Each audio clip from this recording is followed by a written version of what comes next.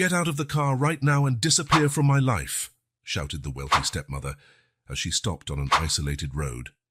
Years later, she nearly fainted upon seeing the triplets return with lawyers and a folder of documents that would change everything.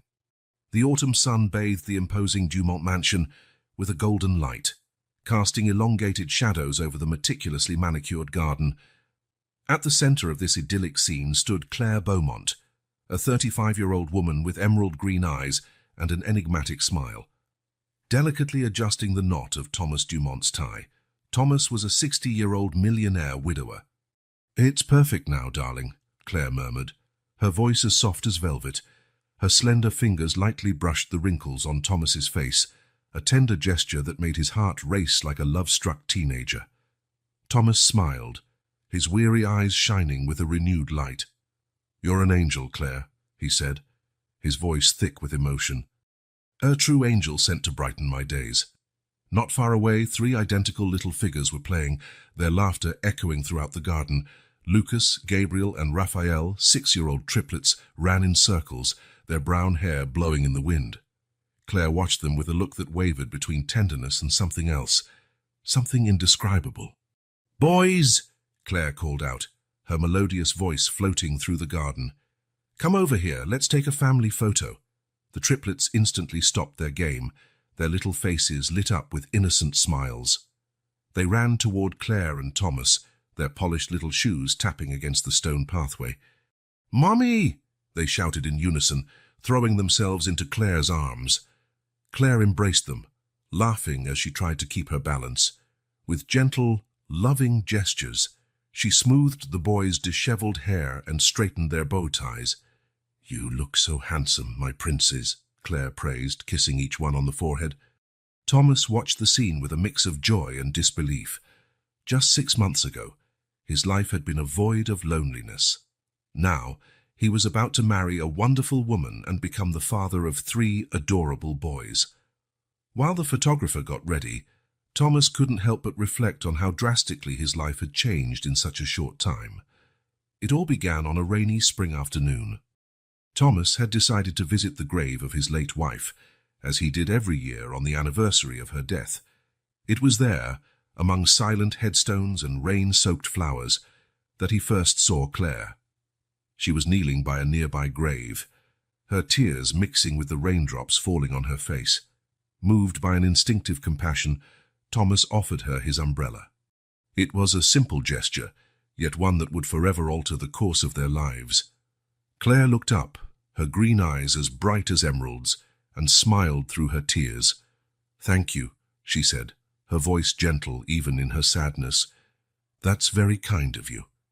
They began talking, discovering they had both lost loved ones. Clare spoke of her late husband and of how difficult it was to raise 3 young children alone. Thomas felt his heart ache with compassion. In the months that followed, Thomas and Clare grew closer. He was captivated by her kindness, her strength, and her devotion to her children. Clare, in turn, seemed to appreciate the stability and affection Thomas offered. The triplets, initially shy, soon grew attached to Thomas. He took them fishing, told them stories, and helped them with their homework. For the first time in years, the Dumont mansion echoed with children's laughter. "Mr. Dumont." The photographer's voice brought Thomas back to the present. "We're ready for the photo." Thomas blinked, returning to reality. Clare stood by his side, the triplets positioned in front of them. It was the perfect image of a happy family. "I never thought I'd have this again," murmured Thomas, his voice choked with emotion. Clare gently squeezed his hand, her green eyes locked on his. "We're a family now, Thomas. Forever." The camera flash captured the moment, Thomas beaming, Clare smiling serenely, and the triplets nestled between them. A perfect family. Yet while everyone smiled for the photo, something strange flickered in Clare's eyes. It lasted only an instant, so brief that no one noticed. Her cool, calculating gleam that disappeared as quickly as it had appeared, replaced by her previously loving gaze. The wedding reception that followed was spectacular. The Dumont mansion, usually so quiet, was brimming with life and music. Elegantly dressed guests circulated through the ballroom. champagne glasses clinking in cheerful toasts. Clare was the center of attention, stunning in her wedding gown. She moved gracefully among the guests, her radiant smile never wavering. Thomas watched her with adoration, barely believing his good fortune. The triplets, for their part, were the stars of the party. Dressed in matching suits, they charmed the guests with their sweetness and energy. Lucas, the most outgoing, cracked jokes that made everyone laugh. Gabriel, the thoughtful one, impressed people with his precocious knowledge. Raphael, the affectionate one, handed out hugs and smiles. As the evening progressed, Clare took the microphone to propose a toast. The ballroom fell silent, all eyes turning to the radiant bride. "Dear friends and family," she began, her voice clear and charged with emotion, "I have no words to express the joy I feel today. Thomas, you have brought light back into my life and into my children's lives. Your generosity, your love, your kindness. You are everything I could wish for in a husband and a father to my boys." There was a collective awe among the guests. Thomas discreetly wiped away a tear. "Lucas, Gabriel, Raphael," Clare continued, looking at the triplets, "you are the joy of my life, my little miracles. And now we have a new father who loves us as much as we love him." The boys ran to hug Clare and Thomas, prompting more awes and a few emotional applause from the guests. "To our new family," Clare concluded, raising her glass, "may we have many years of happiness together." "To the family," the guests answered in chorus, raising their glasses. The party carried on into the night with dancing, laughter, and celebration. Finally, when the last guest had left and the triplets were asleep, exhausted but happy, Clare closed the mansion door, leaning against it for a moment. Her smile faltered, only for a second, before returning to her face. She looked up the staircase, where Thomas carried the last of the sleeping boys to bed. "A perfect family," she murmured to herself, an enigmatic smile playing on her lips. "Absolutely perfect." As she climbed the stairs to join her new husband, Clare's eyes shone with a cold determination. For a moment, her mask of sweetness and devotion slipped, revealing something darker beneath. What lay behind those emerald eyes? What was the real reason for Clare's smile? And what did the future hold for this new and seemingly happy Dumont family? Autumn had given way to winter, and the Dumont mansion, once so full of life and joy, now seemed wrapped in a shroud of silence and sadness. Only 3 months after the wedding that promised a bright future, fate decided to rewrite the family's story in a cruel and unexpected way. Thomas Dumont, the newly married patriarch, had departed this world as suddenly as a candle snuffed out by a gust of wind. A massive heart attack claimed him in his sleep, leaving behind a 35-year-old widow and 3 6-year-old boys, orphaned for the second time. The funeral was a somber ceremony, held on a grey day that seemed to reflect the family's mourning. Clare, dressed from head to toe in black, kept a restrained expression of grief, her green eyes dull and distant. Beside her, the triplets, Lucas, Gabriel, and Raphael, looked small and lost in their black suits, their usually cheerful faces marked by silent tears. As Thomas's casket was lowered into the ground, Clare hugged the boys, murmuring words of comfort. "Daddy is in a better place now," she said softly, her voice trembling. "He loved us very much, and he'll always be watching over us." The days that followed were a blur of condolences, floral arrangements, and sympathetic visits. Clare seemed plunged into a deep state of mourning, rarely leaving her room except to see to the boys' basic needs. The triplets, for their part, wandered the mansion like little ghosts, their lost gazes searching for a father who would never return. Lucas, the most outgoing of the 3, tried to lift his brother's spirits. "Remember what Daddy Thomas always said," he whispered to Gabriel and Raphael on nights they huddled together in bed. "We're stronger together." Gabriel, the most perceptive, was the first to notice subtle changes in Clare's behavior. "Don't you think Mom is different?" he asked his siblings one night, about a month after the funeral. Raphael, always the most sensitive to others' emotions, nodded slowly. She seemed sad, but in a strange way. As the weeks went by, Clare's moments of deep sorrow began alternating with stretches of an almost unsettling calm. Sometimes she looked at the boys with a distant expression, as if seeing them for the first time. One morning, Claire walked into the living room where the boys were quietly playing. For a moment, she stood in the doorway, watching them with a strange, almost clinical gaze. When Lucas noticed her and ran to hug her, Claire instinctively pulled back, a look of surprise and something like revulsion flashing across her face before it was replaced by a forced smile. "Mom?" Lucas asked, confused by her reaction. Claire blinked, as though snapping out of a trance. "I'm sorry, sweetheart," she murmured. "Mommy's just a little tired." She kneeled down and hugged the boy, but her embrace felt mechanical, devoid of the maternal warmth the triplets were used to. The inexplicable moments of coldness grew more frequent. One afternoon, while helping Raphael with his homework, Claire abruptly stopped mid-explanation, her eyes fixed on a distant point. "Mom?" Raphael asked timidly. "Are you okay?" Claire turned her attention to the boy, but her eyes seemed vacant, almost hostile. "Of course I'm fine," she replied, her voice oddly monotone. "Why wouldn't I be?" Gabriel, watching from a distance, felt a chill run down his spine. Something was wrong with their mother, something that went beyond normal grief. Nights became particularly tense. Claire, who used to insist on reading the boys a bedtime story, now seemed to avoid the ritual. When the triplets reminded her, she responded with barely disguised irritation. "Aren't you big enough to sleep on your own?" she asked one evening, her voice laden with impatience that made the boys shrink back. Lucas, always the bravest, tried one last time. "But Mom, Daddy Thomas always said we're never too old for a good story." For a moment, Claire's face twisted in such intense anger that the boys recoiled in fear. But just as quickly as it appeared, the expression vanished, replaced by a cold smile. "All right," she said, her voice oddly calm. "A quick story, then." As Claire read, her voice was monotonous and devoid of emotion.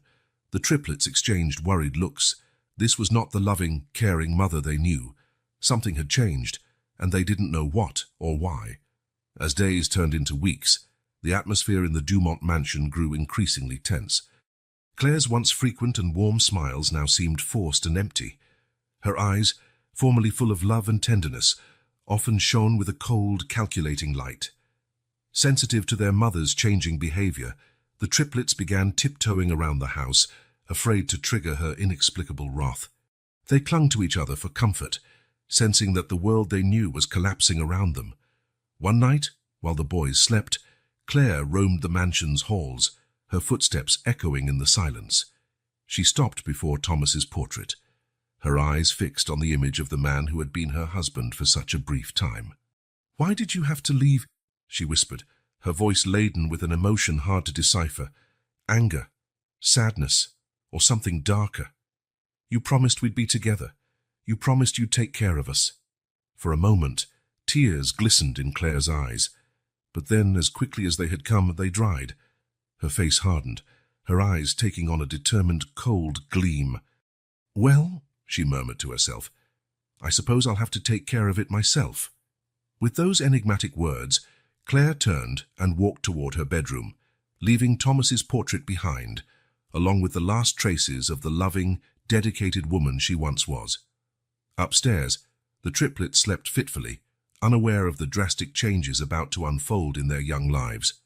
The future, once so promising, now seemed uncertain and threatening, hanging over them like a dark cloud on the verge of a storm. The summer sun hung high in the sky, pouring relentless heat over the Dumont mansion. It was one of those days when the air seemed to quiver with warmth, and the stillness was broken only by the occasional buzz of a faraway cicada. Inside the house, however, an unusual excitement took hold. Lucas, Gabriel, and Raphael, 6-year-old triplets, raced around, their laughter echoing through the mansion's corridors. After weeks of tension and Claire's erratic behavior, this explosion of childish joy felt almost surreal.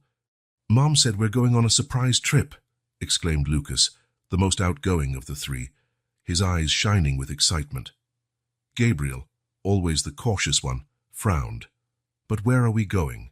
She didn't say anything. Raphael, sensitive to others' emotions, noticed a shadow pass over Claire's face when she announced the trip earlier. But he brushed the thought aside, too excited about the idea of an adventure to worry. Claire appeared at the living room door, an enigmatic smile on her lips. "Are you ready, my loves? The car is waiting." The boys ran to her, hugging her legs and all speaking at once, bombarding her with questions about the mysterious destination. "Patience," Claire laughed, though there was something off in her laughter, a dissonant note the boys were too young to notice. "You'll find out soon." As they settled into the luxurious car, the triplets could hardly contain their excitement. It was the first time in weeks that Claire had suggested an outing, and the promise of a surprise filled them with anticipation. Claire started the engine and maneuvered the car out of the property. As they left behind the mansion's imposing gates, a strange silence fell over the vehicle. Claire's smile, so bright moments before, now seemed frozen on her face, her eyes fixed on the road ahead. Feeling the shift in atmosphere, the boys exchanged puzzled glances. Lucas, always the most talkative, tried to break the silence. "Mum, let's play I Spy with my little eye. I spy—" "Not now, Lucas," Claire cut him off, her voice sharper than usual. "Mommy needs to concentrate on driving." The car continued onward, leaving behind the familiar streets of the city. Buildings gave way to open fields, and soon they were on a rural road flanked by crops stretching to the horizon. Gabriel, the most observant, noted they were getting farther and farther from home. "Mom," he asked timidly, "we're going really far, aren't we?" Claire didn't answer right away. When she did speak, her voice sounded distant, almost mechanical. "Don't worry, honey. We're almost there." The sun began to descend on the horizon, painting the sky in shades of orange and pink. The evening's golden light bathed the car's interior, creating long, strange shadows. Raphael shifted uncomfortably in his seat, a feeling of unease growing in his chest. Hours passed, and the landscape kept changing. Cultivated fields gave way to wilder terrain with twisted shrubs and occasional trees, breaking the monotony of the plain. The smooth asphalt of the main road had long been replaced by a dirt road, causing the car to jolt with every bump. Lucas, normally so chatty, had gone silent, his wide eyes watching the unfamiliar scenery through the window. Gabriel bit his lip, trying to understand why they were going so far from home. Raphael, the most sensitive, felt tears welling up in his eyes, though he wasn't exactly sure why. Claire drove in silence, her eyes glued to the road, her hands gripping the steering wheel so tightly that her knuckles were white. From time to time, she glanced quickly in the rearview mirror, her eyes meeting the boys for a brief moment before returning to the road. The sun was almost set when Claire finally slowed down. The car stopped on the shoulder of a deserted stretch of road, raising a small cloud of dust. For a moment, the only sound was the ticking of the cooling engine and the children's nervous breathing. Claire turned off the engine and sat still for a long moment, her hands still clamped to the steering wheel. Then, slowly, she turned to face the triplets. "Get out," she said, her voice as cold as ice. The boys froze, unable to comprehend what was happening. They looked at their mother, hoping for a smile or a sign this was just a joke. But Claire's face remained impassive, her green eyes flashing with a strange, frightening light. "Mom," Lucas whispered, his voice trembling. "What's going on?" "Get out of the car right now and disappear from my life," Claire shouted, her voice filled with a rage the boys had never heard before. Shaking with fear and confusion, the triplets opened the car door and stepped onto the deserted road. The day's heat still hung in the air, causing the asphalt to shimmer. A warm summer breeze ruffled their hair, carrying the scent of dust and dry vegetation. Claire watched them for a moment, her green eyes reflecting a whirlwind of indecipherable emotions. For a brief instant, something like regret passed over her face, but it was quickly replaced by cold resolve. "Mom, please," Raphael begged, tears streaming down his cheeks. "Don't leave us here." Gabriel, always the rational one, tried to reason with her. "There must be a mistake. Did we do something wrong? We can fix it, I promise."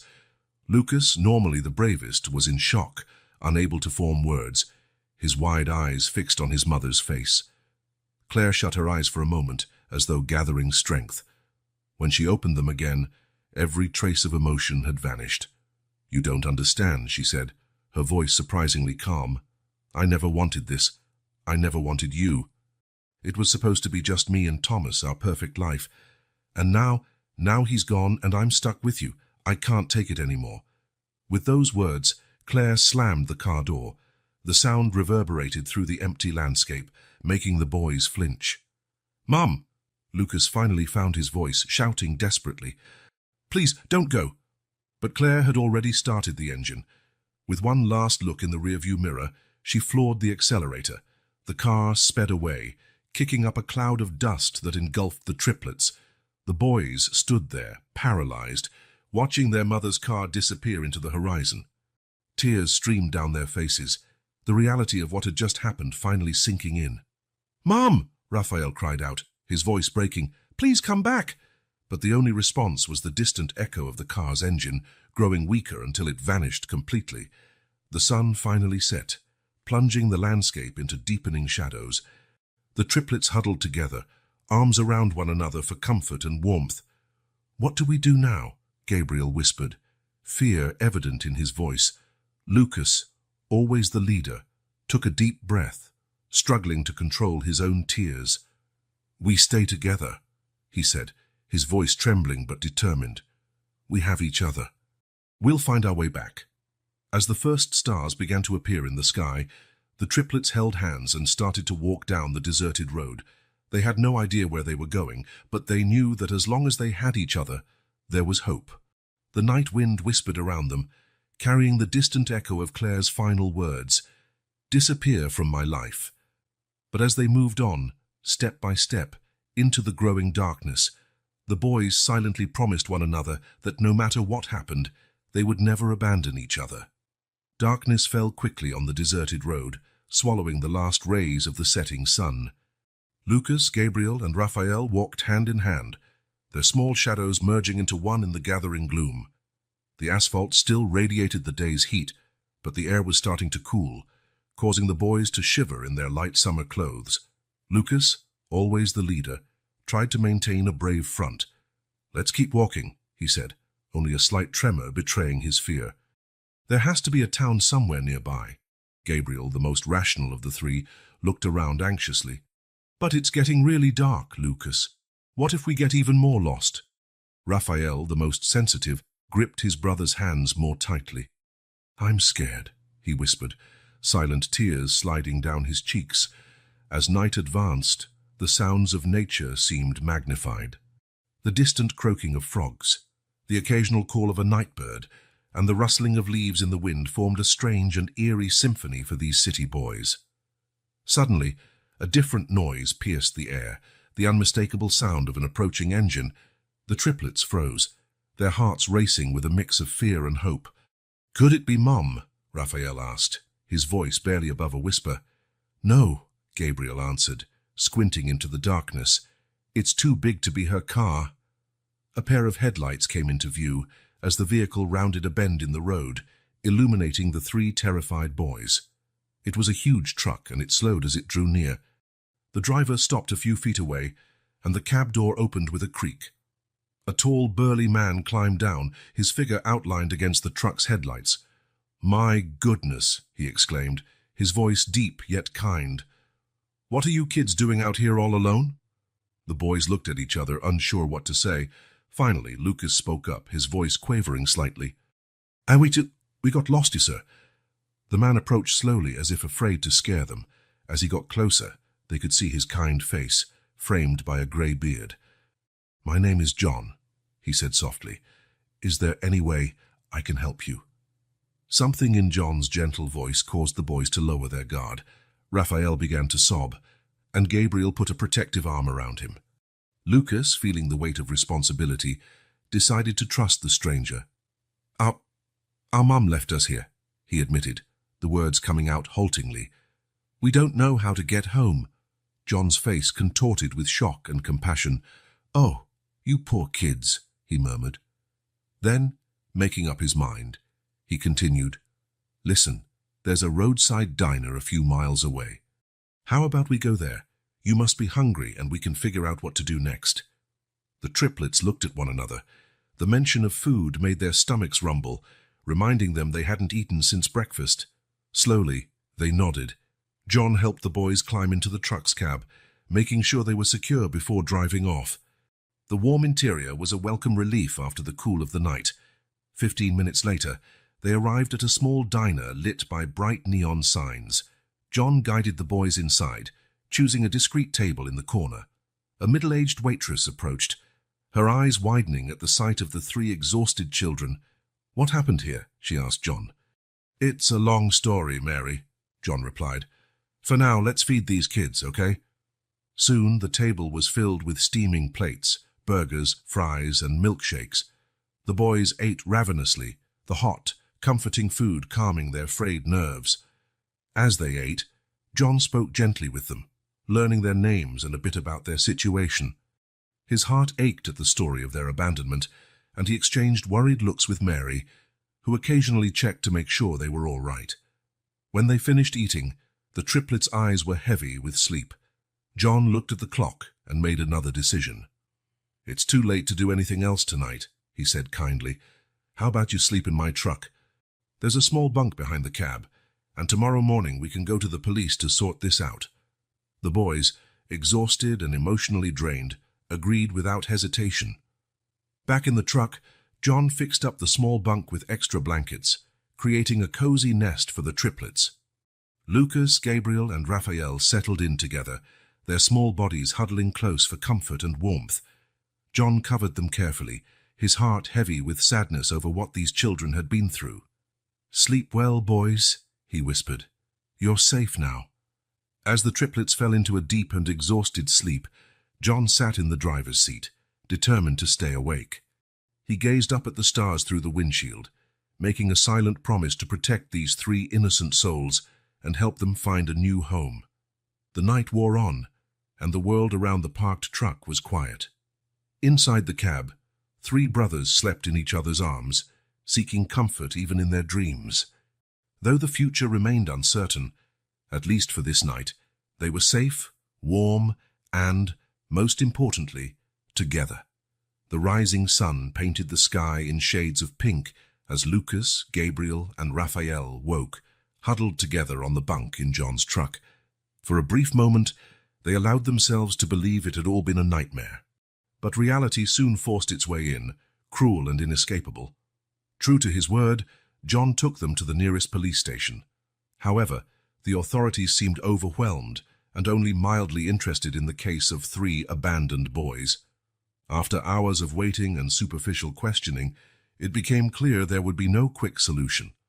"I'm sorry, kids," John said, his voice heavy with sorrow. "I have to keep moving, but here—" He handed Lucas, the oldest, a few bills. "This should help you for a few days." With heavy hearts, the triplets watched John leave, leaving them alone in an unfamiliar town. Lucas gripped his brother's hands tightly.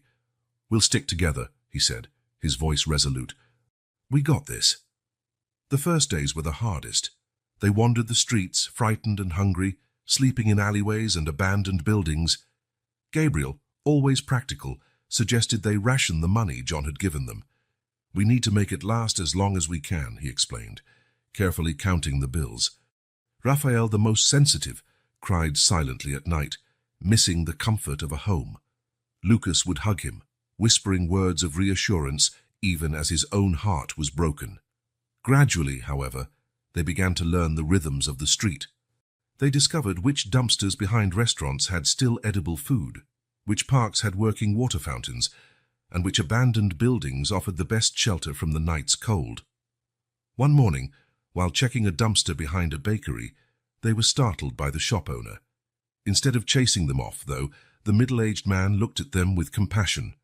"You look hungry," he said gently. "Come on in. I've got some day-old bread that's still good." That act of kindness was the first of many. Soon, the boys discovered there were people willing to help, even in small ways. The owner of a fruit stall often gave them bruised produce she couldn't sell. An elderly shoemaker sometimes let them sleep in his workshop on especially cold nights. Lucas, ever the leader, suggested they offer to work for food. "We can sweep sidewalks, wash windows, anything," he told his brothers. Gabriel readily agreed. "Yeah, and I'm good with math. Maybe some store needs help with inventory." Raphael, though shy, found he had a knack for winning people over with his sweet smile and sad eyes. He often secured the best offers for food or temporary shelter. Working together, the triplets managed to get at least one meal a day and a relatively safe place to sleep at night. It was not an easy life, but they were surviving. Nights, however, remained the hardest. Huddled together in some hidden corner, the boys clung to each other for warmth, both physical and emotional. "Remember," Lucas would whisper every night, "we're stronger together. No one can separate us." Gabriel often woke in the middle of the night, his eyes vigilant for any sign of danger. He had become his brother's silent guardian. Raphael, meanwhile, kept their hope alive. "One day," he would say softly, "we'll have a real home again. I just know it." As days turned into weeks, and weeks into months, the triplets developed a routine. In the morning, they looked for odd jobs, sweeping sidewalks, running errands, carrying groceries. By afternoon, they scouted safe places to spend the night. And at night, they told each other stories, keeping the memories of happier times alive. But life on the streets was harsh and unforgiving. There were days of hunger, nights of biting cold, and moments of despair so deep that even the optimistic Raphael felt his hope waver. It was on one of those difficult nights that Lucas made a solemn vow. Gathering his brothers into a tight embrace, he spoke with a firm voice.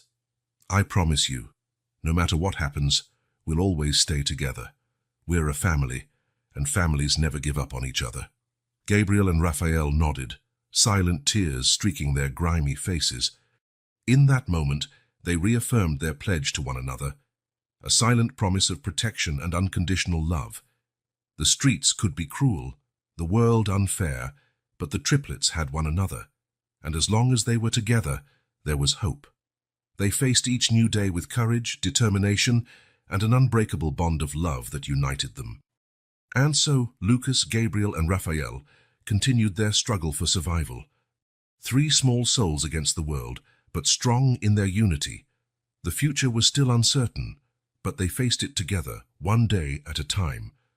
The sun had barely risen when Lucas, Gabriel, and Raphael emerged from their current hideout, an abandoned storage shed behind an old shop. Now 10 years old, the triplets had grown, yet still carried in their eyes the weight of their experiences. Lucas, the first to step out, stretched and scanned the area with alert eyes. 4 years on the streets had turned him into a natural leader, always on guard.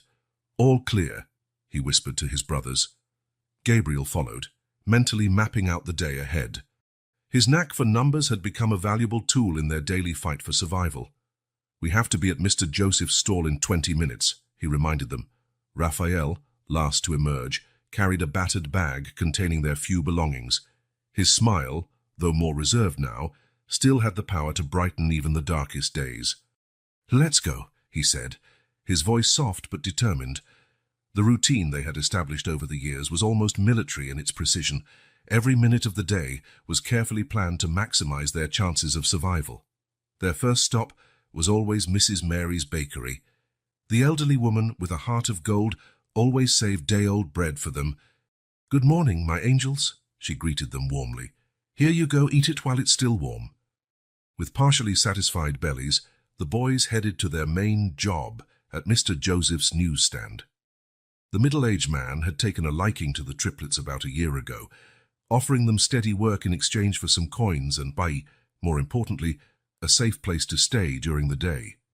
"Ah, there you are," exclaimed Mr. Joseph upon seeing them. "We've got lots to do today. The new Superman movie is premiering, and everyone wants to read the reviews." The boys got right to work. Lucas, with his charismatic personality, excelled at attracting customers. Gabriel handled the cash register, his quick mind calculating change with impressive accuracy. Raphael, with his gentle smile, was great at calming even the most irritable clients. As the morning wore on, various local shopkeepers stopped by the stand, many pausing to chat with the boys. The electronics store owner asked if they could help carry some boxes later. The florist offered a few flowers for them to sell, promising they could keep part of the profit. It was a hard life, but the triplets had found a kind of stability.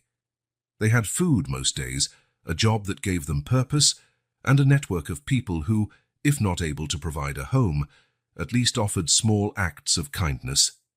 Near noon, when things slowed down at the stand, something unusual happened. A well-dressed man in a pristine suit, exuding an air of refinement, approached the stand. "Good morning," he said, his deep, polite voice betraying his distinguished demeanor. "I'm looking for today's paper, The Times. Do you have it?" Lucas quickly located the requested paper, while Gabriel calculated the price. Raphael, watching the man curiously, noticed something in his eyes, a mixture of surprise and recognition. The man took the newspaper but didn't leave. Instead, he looked from one boy to the next, an intrigued expression on his face. "Are you Triplets?" he asked softly. The boys exchanged quick glances, a silent communication they had mastered over the years. Life on the streets had taught them to be wary of strangers who asked too many questions. "Yes, sir," Lucas finally answered, his voice polite but firm. The man nodded slowly, as if confirming something he already suspected. "My name is Peter Dubois," he said, extending his hand. "I'm a lawyer." The boys eyed his outstretched hand with hesitation. Raphael was the one who finally shook it, guided by an instinct that told him this man posed no threat. "It's a pleasure to meet you," Peter continued, his gaze studying each of the triplets intently. "You remind me of someone I knew a long time ago." Before any of the boys could respond, Mr. Joseph returned to the stand. "Ah, I see you've met our little helpers," he said cheerfully. "These boys are treasures, Mr. Dubois.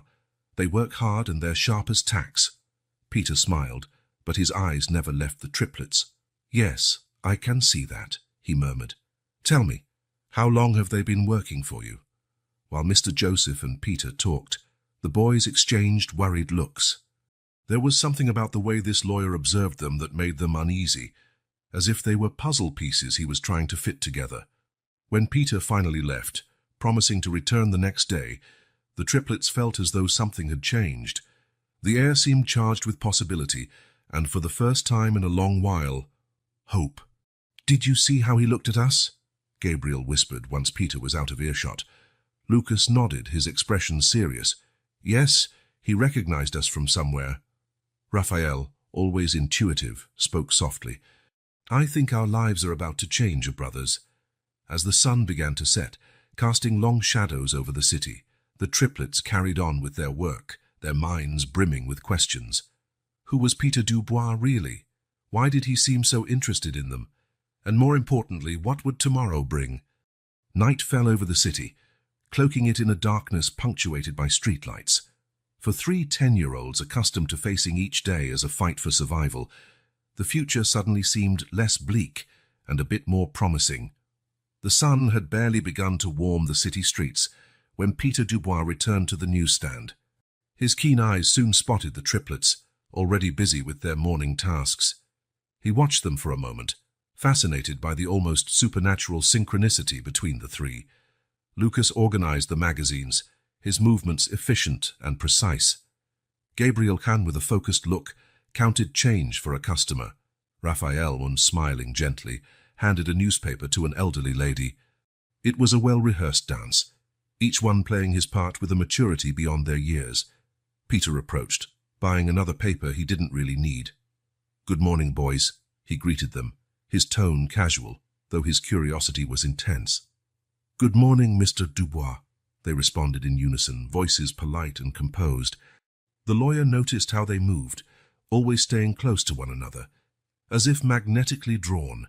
It was a behavior that spoke of years of mutual trust and reliance. "Have you been working here for long?" Peter asked, trying to make conversation. Lucas, clearly the group's spokesperson, replied, "About a year, sir. Mr. Joseph has been very good to us." Peter nodded, impressed by the boy's eloquence. "And before that, where did you go to school?" A flicker of tension crossed the triplets' faces. Gabriel answered this time, his voice carefully neutral. "We moved a lot, sir. We were homeschooled." Peter sensed the evasion but didn't press the issue. Instead, he shifted the conversation to their interests and dreams. To his surprise, the boys brightened up, revealing a depth of knowledge and aspiration that contradicted their current situation. Lucas spoke of his love for literature, naming authors many adults wouldn't have read. Gabriel demonstrated impressive math skills, solving mental calculations that Peter proposed. Raphael, the quietest, surprised the lawyer with his artistic sensitivity. describing vivid paintings he dreamed of creating. As the conversation flowed, Peter felt his curiosity transform into a growing certainty. There was something special about these boys, something familiar he couldn't quite identify. Just then Mr. Joseph joined them, carrying a tray of sandwiches. "Lunchtime, boys," he announced cheerfully. "Mr. Dubois, would you like to join us?" Peter accepted, seeing it as a chance to learn more. As they ate, he observed how the triplets shared the food, always making sure each had an equal share, a simple yet revealing gesture. "You're very close," Peter commented. "It must be special to be triplets." The boys exchanged looks. Once again, a silent conversation that passed between them. Raphael finally spoke, his voice soft but firm. "We're all each other has, Mr. Dubois." Something in Raphael's tone struck Peter deeply. There was a sadness there, an untold story the lawyer was determined to uncover.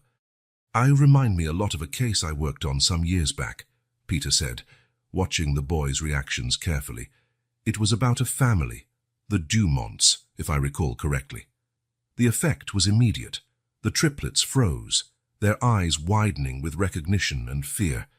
Lucas dropped the sandwich he was holding, Gabriel nearly choked on a sip of water, and Raphael turned pale as a ghost. Peter knew he'd touched on something crucial. Gently, he continued, "Thomas Dumont was a client of mine, a good man, who loved his family very much." His words seemed to break an invisible barrier. Suddenly, tears started rolling down Raphael's face.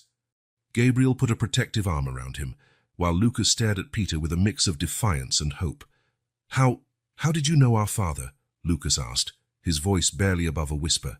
The confirmation hit Peter like a lightning bolt. These were Thomas Dumont's children, the boys who had mysteriously disappeared 4 years ago, leaving behind an unclaimed fortune and a mystery that had haunted Peter ever since. "I was Thomas's personal lawyer," Peter explained gently, aware of the storm of emotions his revelation had unleashed. "He spoke of you often, always with so much love and pride." Tears now flowed freely down the boys' faces. Years of secrecy and bottled-up pain seemed to pour out at once. We thought nobody cared," Gabriel sobbed, "that everyone had forgotten us." Peter's heart clenched. "Never," he said firmly. "Thomas left everything to you. I've spent years trying to find you, trying to figure out what happened." Lucas, mustering all his courage, looked Peter in the eye. "It was her," he said, his voice trembling with emotion. Our mother. She abandoned us on the road, told us to disappear from her life." Peter was shocked. He knew Clare, Thomas's widow, had vanished shortly after the boys, taking a substantial amount of money with her, but abandoning children, her own children. It was almost unimaginable. "Boys," Peter said, his voice filled with compassion and resolve, "you're safe now. I promise I will do everything in my power to right this terrible wrong." Mr. Joseph, who had listened quietly, tears in his eyes, spoke up. "They're good kids, Mr. Dubois. They deserve a better chance in life." Peter nodded, his mind already racing with the legal and practical implications of what he'd discovered. "Would you trust me to help you?" he asked the triplets. The boys looked at one another, years of unspoken communication passing among them. Finally, Lucas spoke for all three. "Yes, Mr. Dubois. We trust you." In that moment, under the midday sun at a simple newsstand, the fate of 3 young lives changed drastically. Peter knew the road ahead would be full of challenges, legal issues, emotional trauma, years of lost education to catch up on. But looking at the hopeful faces of the triplets, he knew every effort would be worth it. "Well, boys," Peter said, a determined smile on his face, "we have a lot of work to do. How about we start by finding you a more comfortable place to stay tonight?" As the triplets gathered their few belongings and bid an emotional farewell to Mr. Joseph, Peter made a silent promise. He would unravel the mystery behind their abandonment, retrieve the inheritance that was rightfully theirs, and, most importantly, ensure Lucas, Gabriel, and Raphael finally had the home and family they deserved. The Dumont case, which had haunted Peter for years, was about to gain a new chapter, and this time he was determined to secure a happy ending. Peter Dubois' office, usually a sanctuary of order and calm, was now covered in papers, files, and old documents. The lawyer had spent the past few weeks locked in a frenetic investigation, determined to unravel the mystery surrounding the Dumont triplets. Peter rubbed his tired eyes, glancing at the clock. It was nearly 2 in the morning, but he hardly noticed the time. Each new discovery led him deeper into the labyrinth of lies and fraud that Clare, the boy's mother, had constructed. How could she? Peter muttered to himself, holding a photo of Clare with Thomas and the triplets, all smiling for the camera. It was an image of perfect happiness, but now he knew it was all a facade. His secretary, Marie, slipped quietly into the office with another cup of coffee. "You should rest a bit, Peter," she said kindly. Peter shook his head. "I can't, Marie. Not while those boys... You should see how they live. They're in a temporary shelter, still scared, waiting for someone to abandon them again at any moment." Marie nodded sympathetically. "What have you found out so far?" Peter took a deep breath, mentally organizing the information. "It's worse than we imagined. Clare not only abandoned the boys, she forged Thomas's will." He picked up a document, showing it to Marie. "This is the original will. Thomas left everything to the triplets, naming Clare as the trustee until they came of age. But look at this." He held up another document. "This is the will that was submitted after Thomas's death. In it, Clare is the main beneficiary." Marie gasped, shocked. But how did she manage that? "Forgery," Peter explained, his voice full of disgust. "She must have had help from someone inside the legal system. I'm looking into that too." Peter stood, walking to the window. The city slept outside, oblivious to the drama unfolding inside this office. The worst part is that she didn't just steal the money from the boys. She abandoned them, Marie. Left 3 6-year-olds alone on a deserted road. Marie felt tears pricking her eyes. "Those poor kids, how did they survive?" Peter turned around, a spark of admiration in his eyes. "They're incredible, Marie. Strong, intelligent, united. They took care of each other for 4 years on the streets, but now it's our turn to take care of them." Returning to his desk, he picked up another set of documents. "I found bank records showing large transfers to offshore accounts right after Clare disappeared. She planned all of this. Marie married Thomas for money, waited for the right moment, then vanished with millions." Marie shook her head in disbelief. "So what do we do now?" Peter smiled, a determined smile Marie knew well. It was the smile he wore when he was about to dive into a legal battle he knew he could win. "Now," he said, "we start fighting back. First, we'll invalidate the fraudulent will and restore the boys' rights as legitimate heirs. Then we'll trace every cent Clare stole and bring it home." He paused, his expression softening. "But more important than the money, Marie, is giving those boys a home, a family." Marie nodded, understanding what went unspoken. "You're thinking of adopting them, aren't you?" Peter looked momentarily surprised, then smiled. "Am I that transparent?" "Only to someone who knows you well," Marie replied gently. "I think you'd make a wonderful father to them, Peter." The lawyer sat again, his mind racing with possibilities and plans. "First, we need to ensure their legal safety. I'll file for temporary guardianship first thing tomorrow. Then we need to start their formal education. 4 years on the street, and they have a lot of catching up to do." Marie jotted down some notes. "I'll contact some private schools that can be discreet. They'll likely need intensive tutoring before joining a regular class." Peter nodded, grateful for Marie's efficiency. "Excellent. We'll also need a therapist specialized in child trauma. And maybe a nutritionist. I want to make sure we meet all their needs." As the two continued planning, the sun began to rise, sending its first rays of light through the office window.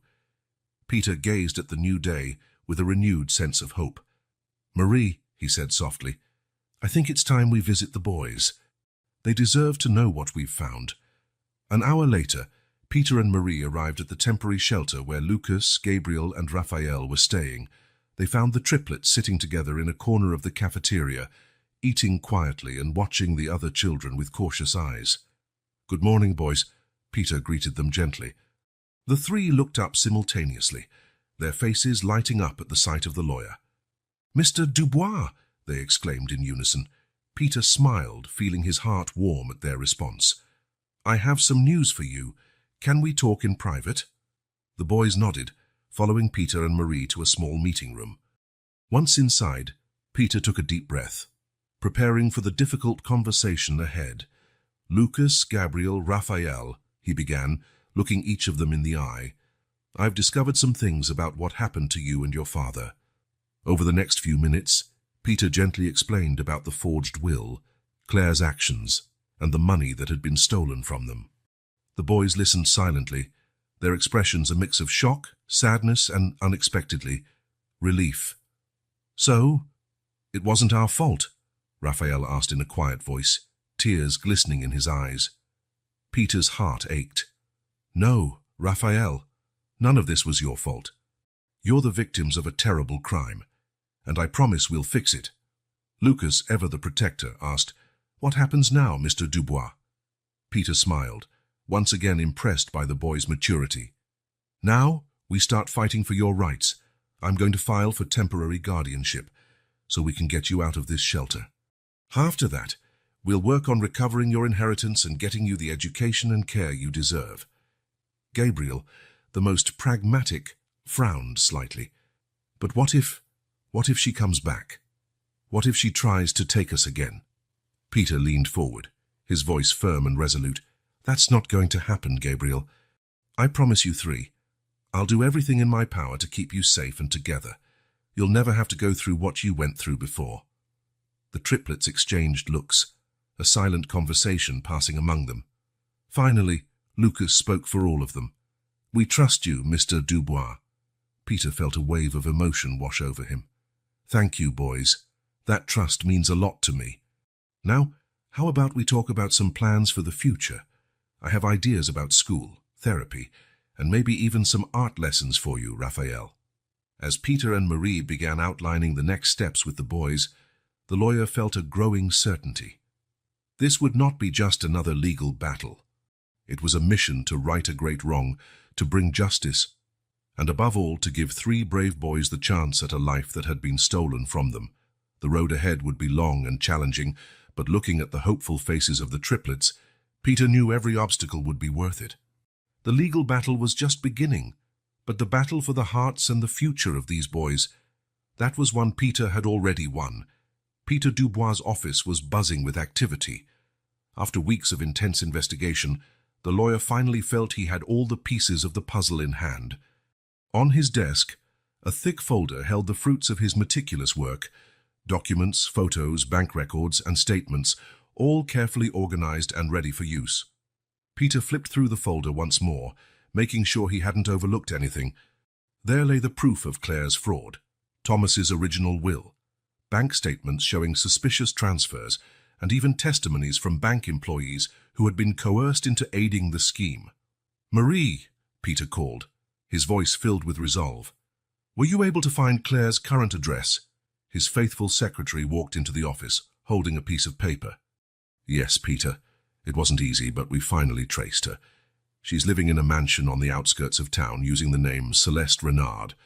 Peter shook his head, a mixture of disgust and triumph on his face.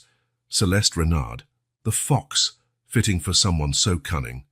He stood by the window, gazing out at the city. Peter knew the next step would be the hardest, preparing the boys for the looming confrontation with the woman who had abandoned them. Marie, please call the boys. It's time we discuss the plan with them. Minutes later, Lucas, Gabriel, and Raphael entered the office.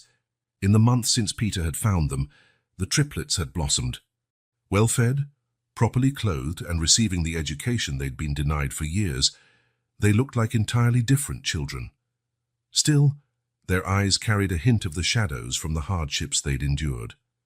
Have a seat, boys, Peter said gently. We have something important to discuss. The three settled on a sofa, their gazes flicking between Peter and the thick folder on his desk. "We've found your mother," Peter said bluntly, watching the boys' reactions closely. Lucas, ever the protector, visibly tensed. Gabriel's brow furrowed, his analytical mind already processing the implications. Raphael, the most sensitive, paled slightly. "What does that mean for us?" Lucas asked, his voice steady despite the obvious anxiety. Peter leaned forward, his gaze kind but unwavering. "It means we can finally confront her, demand answers, and most importantly, recover what rightfully belongs to you." He opened the folder, showing the boys some of the evidence he had gathered. "We have enough proof not just to revoke the fraudulent will, but also to charge Claire criminally for what she did." Gabriel, always the pragmatist, asked, "And what happens then?" "She goes to jail." Peter nodded. "Most likely, yes, but the most important thing is that you get back the inheritance your father left for you. You'll be able to live the life Thomas wanted you to have."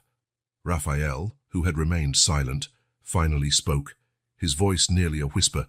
Do we have to see her?" Peter's heart clenched at the fear in the boy's voice.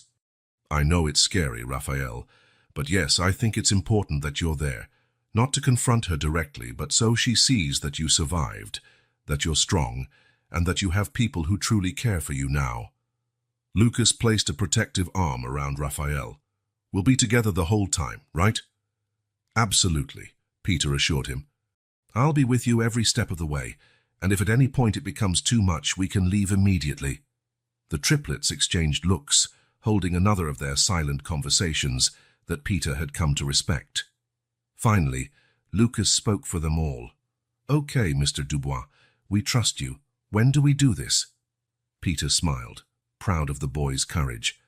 "We'll give you a little time to prepare emotionally. How about next week? Friday?" The boys agreed, and Peter explained the plan in detail. They would go to the mansion where Claire was staying. Peter would present the evidence and demand a confession.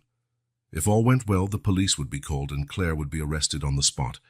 In the days that followed, Peter worked tirelessly to ensure everything was in order. He contacted the authorities, prepared all the necessary legal documents, and even hired a child trauma therapist to be on standby, should the boys need immediate emotional support after the confrontation. Finally, the day arrived. Peter woke before dawn, mentally reviewing every detail as he got ready. When he reached the house where the triplets were temporarily living, under the care of a carefully selected foster family, he found them already awake and dressed. "Ready, boys?" Peter asked, his gentle tone masking his own nervousness. They nodded, their faces a mix of determination and apprehension. They got into Peter's car, each holding the other's hand firmly. The drive to Clare's mansion was quiet. Peter occasionally glanced in the rearview mirror, seeing the boys staring out the window, lost in their own thoughts. He knew this journey was more than a physical trip. It was an emotional one, a confrontation with the past they had fought so hard to overcome. As they neared their destination, the surroundings changed. Modest houses gave way to larger, more luxurious properties, until they finally reached a grand wrought iron gate. Peter stopped the car. "We're here, boys," he said softly. "Last chance. Are you sure you want to do this?" Lucas glanced at his brothers, then back at Peter. His voice was steady as he replied, "Yes, Mr. Dubois, we're ready." Peter nodded, once more admiring the courage of these young survivors who had already faced more hardship in their short lives than many adults ever would. He pressed the intercom next to the gate. After a few moments of silence, a female voice answered, "Renard Residence." "How may I help you?" Peter took a deep breath. It was now or never. "My name is Peter Dubois. I'm here to see Claire Dumont. Or should I say, Celeste Renard?" There was a long silence. Then the gate began to open slowly. Peter looked at the triplets in the mirror once more. "Remember, boys, you're stronger than she is. You survived, you thrived, and now you're here to take back what's rightfully yours." With those words of encouragement, Peter drove through the gates, heading toward the imposing mansion ahead. The confrontation that would forever alter the Dumont triplets' lives was about to begin. The morning was surprisingly still, as Peter Dubois' car made its way down the long driveway leading to Claire's mansion. Dew still glistened on the well-tended lawn, and the only sound was the gentle call of birds greeting the day. Peter parked the car and turned to the back seat, where Lucas, Gabriel, and Raphael sat, their hands intertwined in mutual support. "Remember, boys," he said softly, "you don't have to say a word if you don't want to. I'm here to protect you." The triplets nodded in unison. their faces equal parts resolve and fear. Together, they followed Peter to the mansion's impressive front door. Peter took a deep breath and rang the bell. The sound echoed through the house, and for a moment, all was silent. Then came the sound of footsteps from the other side. The doorknob turned, and the door opened slowly. Claire Dumont, now calling herself Celeste Renard, stood on the threshold. At 39, she was still a striking woman, wearing a silk robe and with hair styled perfectly, as if prepared for a fashion shoot. For a brief instant, she wore a practiced smile, the sort of polite expression one uses for unexpected visitors. But then her eyes shifted from Peter to the three figures behind him. The smile froze on her face. Claire's eyes widened in shock, her complexion visibly paling. She staggered backward, clutching the doorframe to keep herself upright. "No," she whispered, her voice barely audible. "It can't be." Lucas, Gabriel, and Raphael remained still, their eyes locked on the woman who had abandoned them 4 years earlier. Their young faces showed a swirl of emotions: fear, anger, confusion, and, surprisingly, a trace of pity. Claire brought her hand to her mouth, stifling a scream. Her gaze drifted over each boy's face, recognizing every feature she had tried to forget. Lucas with his determined eyes, Gabriel with his thoughtful expression, Raphael with his gentle demeanor. My boys," she stammered, her voice trembling. At that moment, Peter stepped forward, protectively placing himself in front of the triplets. "Mrs. Dumont," he said, his voice firm and professional. "Or should I say Mrs. Renard? My name is Peter Dubois. I'm an attorney, and we're here to discuss some urgent legal matters with you." Claire blinked, as though waking from a trance. Her eyes flicked from Peter to the boys and back again. I don't understand," she said weakly. How did you find them?" Peter kept his expression neutral. "We can talk about that. May we come in?" Claire hesitated, her eyes lingering once more on the triplets. It was clear she was struggling to process what was happening. For a moment, it seemed she might slam the door in their faces, but then Raphael took a small step forward. "Mum," he said, his voice soft and trembling. The sound of Raphael's voice seemed to break something within Claire. Tears began streaming down her face, and she staggered back, allowing them to enter. Peter gently guided the boys inside, keeping himself between them and Claire. The mansion's interior was as luxurious as the exterior suggested, filled with expensive furniture and artwork. Claire led them to a spacious living room, collapsing into an armchair. Her eyes never left the triplets, who sat together on a couch with Peter beside them. I thought you were dead," Claire finally said, her voice barely above a whisper. Lucas, always the protector, was the first to speak. "We almost died," he said, surprisingly calm. "But we survived, together." Claire covered her face with her hands, silent sobs shaking her frame. "I'm sorry," she murmured through her tears. "I'm so sorry." Peter observed the scene with a mix of compassion and determination. At last, he spoke. "Mrs. Dumont, I understand this is a shock for you, but there are serious matters we need to address, legal matters that can't be ignored." Claire lowered her hands, looking at Peter with a mixture of fear and resignation. "You know," she said. It wasn't a question. Peter nodded gravely. "Yes, we know everything. The forged will, the diverted funds, and the boys' abandonment. We're here to correct these wrongs." Claire closed her eyes, as if bracing for the inevitable. When she opened them, a sad resolve glimmered there. "I guess there's no running from this anymore, is there?" "No," Peter confirmed, "there isn't."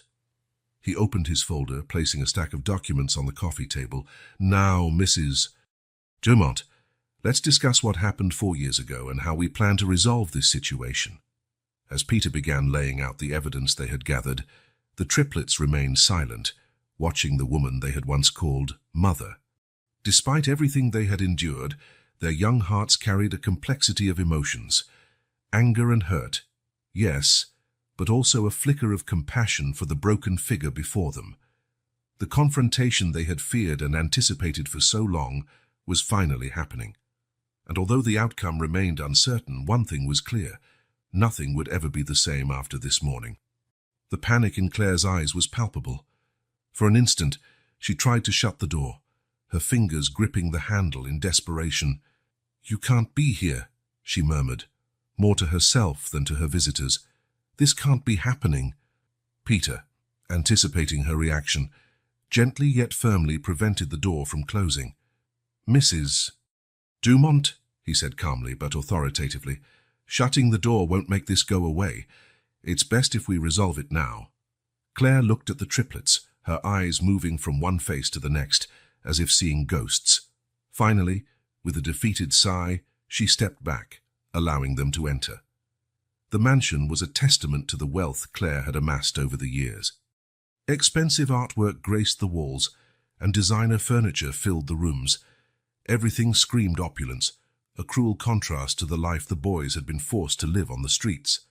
She led them to a spacious living area, sinking into a leather armchair. Her eyes never left the triplets, who sat together on a sofa, Peter by their side. "Please," Clare implored, her voice trembling. "Let me explain."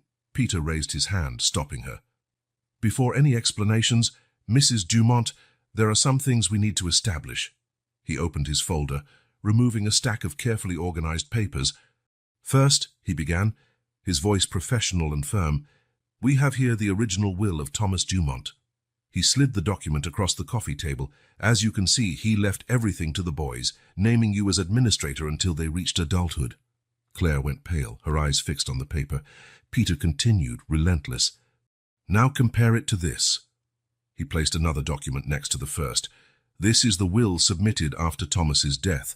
Notice the glaring differences." Clare shut her eyes, as if hoping the documents would vanish. When she opened them again, tears streaked her face.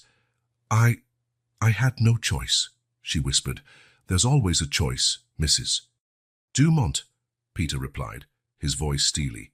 "You chose to forge the will. You chose to steal from your own children. And then—" He paused, casting a compassionate glance at the boys before turning back to Clare. "You chose to abandon them." He laid more documents on the table, bank statements showing large transfers to offshore accounts, purchase records for the mansion under the name Celeste Renard, and police reports of 3 boys found roaming the streets, hungry and frightened. Each new paper was like a blow to Clare. She watched in horror as her carefully constructed world crumbled before her eyes. How did you find all this?" she asked, her voice barely a whisper. Peter leaned in, his gaze intense. "Truth has a way of coming out, Mrs. Dumont, especially when people are determined to uncover it." Then he turned to the triplets. "Boys, would you like to say something?" Lucas, Gabriel, and Raphael exchanged glances. Gabriel spoke first, his voice calm but heavy with emotion. "Why?" he asked simply. "Why did you do this to us?" Clare broke into sobs, covering her face with her hands. I wasn't thinking straight. The money, the idea of a luxurious life, it blinded me. I thought you'd be fine." Lucas, his eyes reflecting anger and hurt, replied, "Fine? We were 6 years old. You left us on a deserted road." Raphael, always the most sensitive, said nothing, but silent tears ran down his cheeks, expressing everything words could not. Clare looked at her children, the weight of her actions finally descending upon her. "I'm so sorry," she whispered, her voice cracking. "I'm so sorry." Peter watched the painful scene, his heart heavy. At last, he spoke again. "Mrs. Dumont, I understand this is difficult, but we need to discuss the legal ramifications of your actions." He outlined the charges Clare would face: fraud, theft, child abandonment.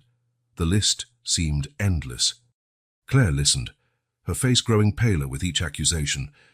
What happens now?" she asked, her voice trembling. Peter sighed. "Well, we have 2 options. We can take this to court, where all this evidence will be presented publicly, or—" Clare looked at him, a spark of hope in her eyes. Or you can voluntarily confess, return all the stolen money and fully cooperate with the authorities. It may result in a lighter sentence." Clare glanced at the triplets, then back at Peter. And the boys. They will regain their rightful inheritance, Peter said firmly. As for any relationship with you, well, that's something they'll have to decide for themselves in time. Silence fell over the room. Clare seemed to have aged years in mere minutes, the weight of her actions finally settling on her shoulders. Finally, she spoke, her voice sounding defeated. I'll do whatever it takes. I want to make this right. Even if it's too late. Peter nodded gravely. I'll call the authorities. In the meantime, he looked to the triplets. Do you have anything else you want to say to your mother? The boys exchanged another look, a silent conversation passing among them. Raphael finally spoke, his voice soft but firm. We survived, Mom, without you, and we'll keep surviving. But maybe one day we can try to understand why. Clare choked back a sob, the words of her most sensitive child striking her to the core. She knew the road ahead would be long and difficult, but for the first time in years, she felt a glimmer of something she'd lost long ago. Hope. As Peter called the police, the triplets remained seated, together and strong. They had faced their past and, though the future was still uncertain, they knew they would face it together as they always had. The silence following Clare's confession was heavy, almost tangible. She sat there, broken, in her expensive leather armchair, a shadow of who she was just an hour earlier. Her eyes, once bright with confidence, now appeared dull, fixed on a distant point as though she were watching her meticulously constructed world collapse. Peter was about to speak again when the sound of a key turning in the front door echoed through the mansion. Clare startled, her eyes widening in panic. "Oh no," she whispered. "Henry?" Before anyone could react, a tall, well-dressed man entered the room. He stopped abruptly, taking in the startling scene. His wife, pale and visibly shaken, a man in a suit he didn't recognize, and three identical boys sitting on the sofa. "Celeste?" he asked, confusion evident in his voice. "What's going on here?" Clare stood unsteadily. "Henry, dear, I can explain." Peter, understanding the significance of the moment, stepped in smoothly. "Mr. Renard, I presume. My name is Peter Dubois. I'm an attorney, and we're here to address some urgent legal matters with your wife." Henry frowned, looking from Peter to Clare, and then at the boys. "Legal matters? What sort of legal matters? And who are these kids?" Clare took a step toward her husband, hands outstretched in a pleading gesture. "Henry, please, it's not what you think." But Henry's focus had shifted to the triplets. His eyes narrowed in recognition. "Wait a minute, I've seen these boys before, in an old photo in your office. You said they were nephews who had passed away." Clare's face turned even paler, if possible. I can explain." Sensing the situation was about to explode, Peter decided honesty was the best course. "Mr. Renard, I'm sorry to be the one to tell you this, but the woman you know as Celeste Renard isn't who she says she is. Her real name is Clare Dumont, and these," he gestured to the triplets, "are her children." Henry staggered as though he'd been punched. Turning to Clare, his eyes were filled with shock and disbelief. "What? Celeste? What is he talking about?" Clare, realizing her world was collapsing around her, let out a strangled sob. "Henry, I'm sorry. I never wanted you to find out like this." Peter pressed on, his voice calm yet firm. "Mr. Renard, your wife is involved in serious fraud and child abandonment. She forged her late husband's will, stole millions that should have gone to these children, and abandoned them on a deserted road 4 years ago." Henry looked at Clare, horrified. That can't be true." "Celeste, tell me it's not true." But Clare only hung her head, tears rolling down her cheeks. "I'm sorry, Henry. I never wanted this to happen. I did fall in love with you. That was real." Henry stumbled backward, leaning against the wall for support. "Was everything a lie? Our marriage, our life together, all of it built on lies?" The triplets watched silently, their expressions a mix of shock and pity. Lucas, always the protector, pulled his brothers closer, as if shielding them from the emotional whirlwind unfolding before them. Peter, sensing it was time to wrap up this painful scene, spoke again. "Mr. Renard, I understand this is a huge shock, but there are serious legal matters at hand. The police are on their way, and your wife will have to answer for her actions." Henry turned to Peter, then looked at the boys, and finally at Clare. His voice was a broken whisper. 4 years, we've lived together for 4 years. And I never suspected, never imagined. Clare took a step toward him, but Henry recoiled. "No," he said, his voice firm despite the tears in his eyes. "Stay away from me. I don't know you. I never did." At that moment, the sound of sirens cut through the air, drawing closer. Clare sank back into her armchair, the fight gone from her body. "It's over," she murmured. "It's all over." Henry, still leaning against the wall, looked at the triplets. "I'm sorry," he said, his voice trembling. "I didn't know. If I had known." Gabriel, ever the practical one, spoke for the first time since Henry's arrival. "It's not your fault, sir. You were deceived too." The boy's words seemed to shake Henry deeply. He nodded slowly, then turned to Peter. "What happens now?" Peter sighed. "The police will take Mrs. Dumont for questioning. There will be a case, and she'll likely face criminal charges. As for the assets, well, that will be determined legally, but most of it will probably be returned to the boys, the rightful heirs." Henry nodded again, his face a mask of shock and sadness. "I understand. I'll cooperate fully with the investigation. I don't want anything that was obtained illegally." The sirens were now very close, and soon cars could be heard stopping in front of the mansion. Clare remained seated, motionless, as if all her fight had left her. As the police entered the house, Peter turned to the triplets. "It's okay, boys. You've been incredibly brave today. It's almost over." Lucas, Gabriel, and Raphael hugged one another, their expressions a blend of relief and apprehension. They had faced their past, confronted the woman who had abandoned them, and were about to witness her arrest. As the officers handcuffed Clare and led her away, the boys watched in silence. There was no joy in their eyes, just a resigned sadness.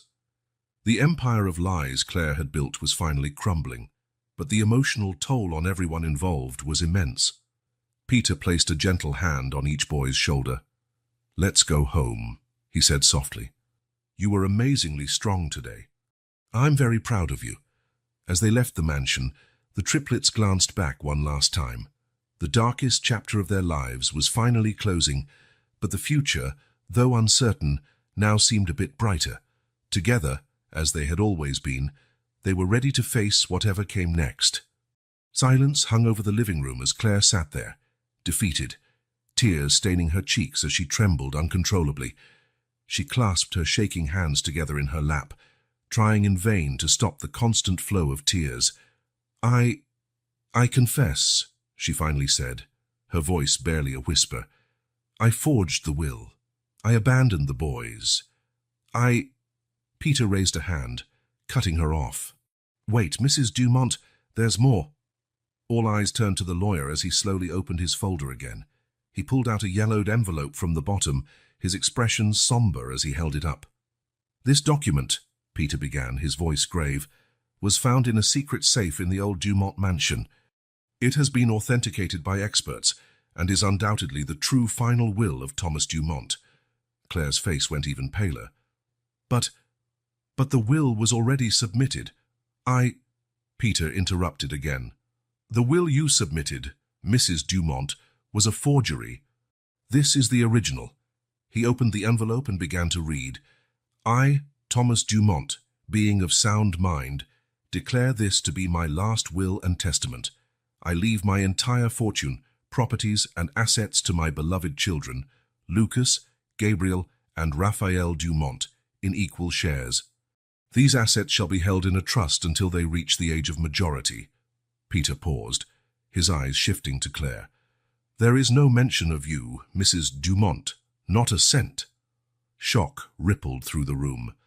Henry, Clare's current husband, staggered backward as if physically struck.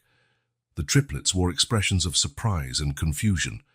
Clare seemed frozen. Her eyes were wide, locked on the document in Peter's hands. "No," she whispered, "that can't be." Peter pressed on, relentless.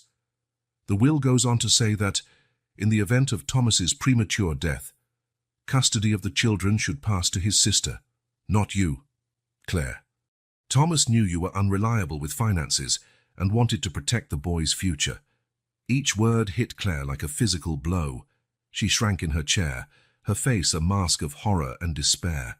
"Not only did you abandon your children, Mrs. Dumont," Peter said, his voice laden with reproach, "you stole from them.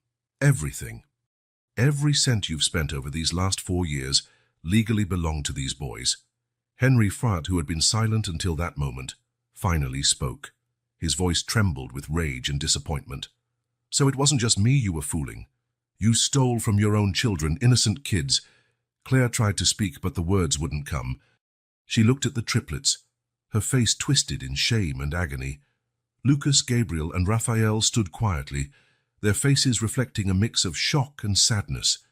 They had spent 4 years on the streets, fighting to survive, while their mother lived luxuriously on money that was rightfully theirs. I didn't know," Claire finally managed to say, her voice broken. "Thomas never told me." "It doesn't matter whether you knew about the original will or not," Peter responded firmly. "You chose to forge documents. You chose to abandon your children. Those were your decisions, Mrs. Dumont." The sound of approaching sirens broke the tense silence. Claire looked toward the window in panic, then back at Peter. "What happens now?" she asked, her voice hardly more than a whisper. Peter exhaled heavily. "You'll be arrested, Mrs. Dumont. There will be a trial, and all the assets you obtained illegally will be returned to their rightful owners."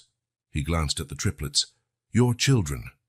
As the police entered the mansion, Claire completely broke down. Years of lies, fraud, and the weight of her own actions finally crushed her. She sobbed uncontrollably as they handcuffed her and led her outside. The triplets watched in silence, their hands clasped in mutual support. They had survived abandonment, life on the streets, and now the shocking truth about their mother. Peter approached them, laying a gentle hand on each boy's shoulder. "It's over, boys," he said softly. "You are incredibly strong and brave. From now on, your lives will be different. Better." As they left the mansion, the triplets cast one final glance behind them. The darkest chapter of their story had come to an end, and although the future remained uncertain, it shone with the promise of brighter days. Together, as ever, they stood ready to start a new chapter. The sound of sirens shattered the morning stillness as police cars pulled up to the mansion. Claire, pale and defeated, was led outside, handcuffs catching the sunlight. The triplets watched silently, a complex mix of emotions playing across their young faces. Peter placed a comforting hand on each boy's shoulder. "It's over," he said softly. "Now we begin the process of recovering what's rightfully yours." In the days that followed, a team of lawyers and accountants worked tirelessly to track and reclaim all the assets Claire had acquired illegally. Bank accounts were frozen, properties inventoried, and the true extent of the Dumont fortune gradually came to light. 1 week later, Lucas, Gabriel, and Raphael stood at the gates of their father's original mansion. Peter and Marie were beside them, their faces reflecting the significance of the moment. "Welcome home, boys," Peter said, pushing open the gates. The triplets entered hesitantly, their eyes wide as they took in the sight of a place they barely remembered. Fragments of memories from a previous life, of happier days with their father, began to surface. "It's bigger than I remember," Gabriel murmured, always the observant one. "It feels empty," Raphael added quietly. Lucas, as ever, focused on the future. "We can make it home again," he said, determination in his voice. That evening, gathered in the grand living room, Peter and Marie made a proposal that would change their lives yet again. "Boys," Peter began gently, "Marie and I would like to become your legal guardians. We know nothing can replace your parents, but we want to offer you a home, a family." The triplets exchanged silent looks, one of their trademark wordless conversations. Finally, Lucas spoke for them all. "We would really like that, Mr. Dubois, Mrs. Marie." Marie smiled through tears of happiness. "You can call us Peter and Marie now, dear ones, or, well, whatever you feel comfortable with." In the months that followed, the Dumont mansion came alive once more. Laughter echoed down its corridors, and the aroma of home-cooked meals filled the air. Peter and Marie devoted themselves wholeheartedly to creating a loving, stable environment for the boys. Still, The triplets had not forgotten their experiences. One night over dinner, Lucas voiced an idea that had been weighing on his mind. "What if we use part of the money to help other kids like us?" he suggested. "Kids who were abandoned, living on the streets." Gabriel nodded enthusiastically. "We could set up a foundation." "And turn part of the mansion into a support center," Raphael added, his eyes shining with excitement. Peter and Marie exchanged proud looks. "I think that's a wonderful idea," Peter said. "Let's work together to make it happen." And so the Dumont Triplets Foundation was born. The mansion's east wing was transformed into a support center for homeless youth, offering shelter, education, and counseling. Now 11 other boys were actively involved, sharing their own experiences and inspiring others not to lose hope. 1 year after Clare's confrontation, the newly formed family organized a celebration, not only to mark that justice had been served and they had begun anew, but also to honor the memory of Thomas Dumont. The mansion's garden was decorated with soft lights, and a large photograph of Thomas occupied a place of honor. Friends, foundation staff, and young people helped by the center all came together for the occasion. Peter rose to make a toast, emotion coloring his voice. "Today, we celebrate not only the triumph of justice, but also the power of love and resilience." Thomas Dumont dreamed of a bright future for his children. Even though he isn't here to see it, I'm certain he'd be immensely proud of the men Lucas, Gabriel, and Raphael are becoming. Standing next to Peter, the triplets had tears in their eyes. Lucas stepped forward, voice firm despite the emotion. "Our father taught us about integrity, love, and the importance of family. Even though we went through hard times, those values kept us united and strong. Today we honor his memory not just by remembering him, but by living the principles he taught us." Gabriel continued. "Through the Dumont Triplets Foundation, we hope to pass on the love and support we've received. We want other children to know that no matter how hard life seems, there's always hope." Raphael finished, his voice soft but full of conviction. "Each life we touch, each child we help, is a tribute to our Father's love and to the kindness of those who helped us along our journey." As night fell, filled with conversation, laughter, and plans for the future, the triplets found themselves momentarily alone, watching the celebration around them. "Who would have thought," Lucas murmured, "that after everything we'd be here?" Gabriel smiled. "I guess we always knew, deep down, we'd be okay as long as we stuck together." Raphael nodded, taking his brother's hands. "And now we have an even bigger family." The three looked at Peter and Marie, who were chatting happily with some of the center's young residents. Then their gaze drifted to the picture of Thomas, whose kind smile seemed to bless the scene. The future stretched out before them, full of possibilities. They had faced unimaginable adversity, but emerged stronger, more compassionate, and determined to make a difference in the world.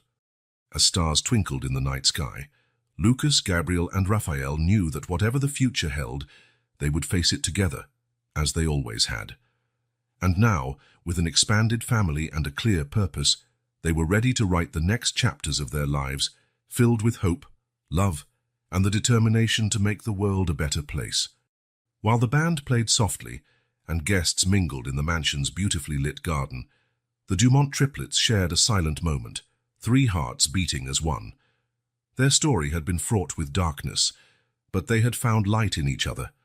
Surrounded by the warmth of their new family and the memory of a loving father who had wanted only the best for them, they stepped into their future, united by love, fortified by resilience, and guided by hope.